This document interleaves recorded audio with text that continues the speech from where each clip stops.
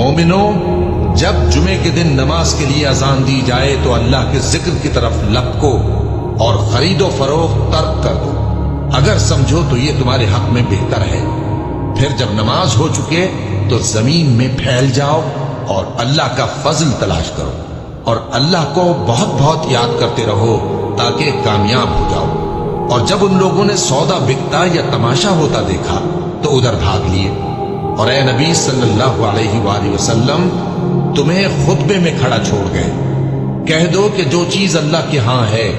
وہ تماشے اور سودے سے کہیں بہتر ہے،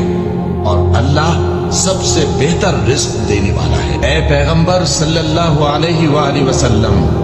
جب منافق لوگ تمہارے پاس آتے ہیں تو ازراہ نفاق کہتے ہیں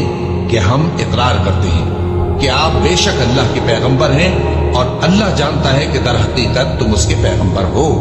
اور اللہ